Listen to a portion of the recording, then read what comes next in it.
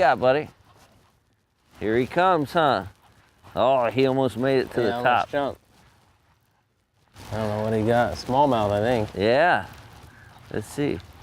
Wow, what a nice fish. Oh, big one, dude. Yeah. You go ahead and put this up. Get out of your way here. Yeah. Big largemouth. Is it? Yeah. Oh, yeah, look at that. Nice. All right. Your turn, brother. Mm-hmm. See if I just grab him. Don't want to do that. There we go. Nice fish. Nice. Look at that. Nice fat one there, huh? Yeah, here you go. Get it out of here. I tell you what, guys, this is what's so much fun with these deep diving crankbaits. You just don't know what you're gonna catch, a nice right? fish. We're still continuing down this bank here, and this cobblestone out here. We have this current in here. We have bait, everything we need. I mean, take a look at these fish. That's right? a nice fish. Yeah. That's how good memories are made right there, brother. Nice one. Right on, let's let her go. Yeah, let's put her back in and keep on a cranking. Love watching big old head like that swim off, right? Thanks. Hey, so you gotta tell me, right? Retrieve. Yeah. You're doing something a little bit different. You're stopping and going. Yeah. You know, and then sometimes you're just casting and winding in. Yeah, you know, just like any reaction bait, you always want to figure out what the fish are doing for the day and how they're gonna eat it. And that one, you know, I was winding and I stopped, a little pop with the rod, I was on. So. And just like that, right? Yeah. And I think one of the biggest mistakes I make is, you know, we think of crankbait, it's an idiot bait, right? Just tie it on, throw it down the bank, and they're gonna bite it if they're not, right? Yeah.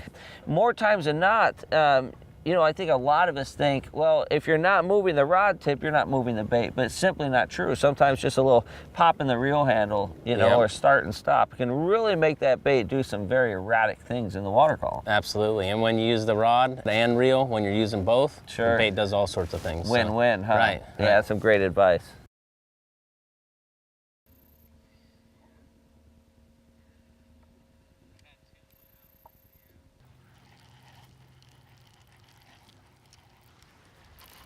There he is. You got him? Yeah. All right, buddy. What are we looking at there? Oh, a little smallmouth, I think. Sitting up there in that current, huh? Right up that point. Oh, well, big old largemouth again. Man, we can't. I keep on thinking, hoping they're smallmouth, and another nice largemouth. Absolutely. Yeah. That's hilarious. So many smallmouth on this bank we've been getting, you know. And glass a lot of little guys, and now a nice largemouth. Yeah, another one. Right? Yeah. All right, he's all yours. Yep, I'll grab him this side. Look at him.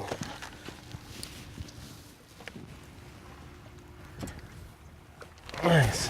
Beautiful. Nice fish there.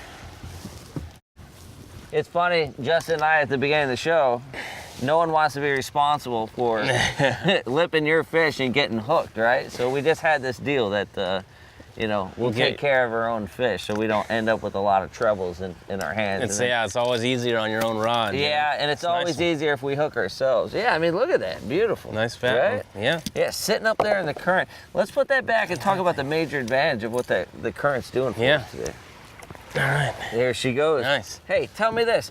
The current, we can see this current coming in on this point, right? Yeah, they're moving a lot of water, I think, today. Okay. And there is, like I said, it is part of the lake that has a little bit of current. So today, they're moving a lot of water, they're just biting. You know, it's pretty good fishing. Here's what's interesting, though, is how does the current position these fish onto the rock and the weed in here? That's what I want these folks at home to see so they can better help line up their cast. Because if you notice, we're coming down, we're not casting just right here to the bank. We're throwing a 45 degree up the bank, right? Yep. And maybe you can help explain with some of this major current how it is positioning the fish actually onto the structure. Yeah, you know, obviously they're gonna sit right behind the current, or, you know, in this case, that one was kind of on the front of the point, you know, more food bringing to them. So, you know, I think the fish are just sitting right on the edge. We got the high water coming, so there's a lot of bait moving around shallow, and, you know, you cast on that 45, and they're sitting right there with their faces towards the current and comes right by them and they're on. Basically, we're trout fishing for bass, right? Yeah, and the current, In reality, you know, figuring out how these fish are going to be situated on that cover, making the appropriate cast to them and bringing the bait down. So that's some great knowledge.